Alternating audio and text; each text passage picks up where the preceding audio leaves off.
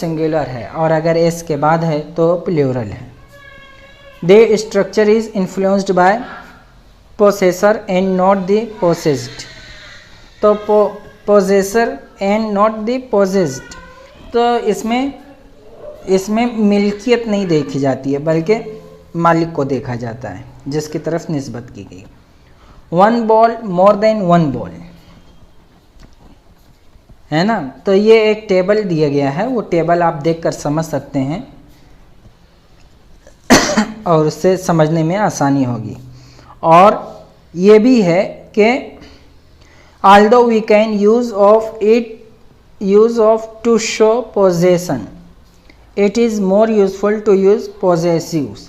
The following phrase have the same meaning, है ना, more useful and natural। के ये वाला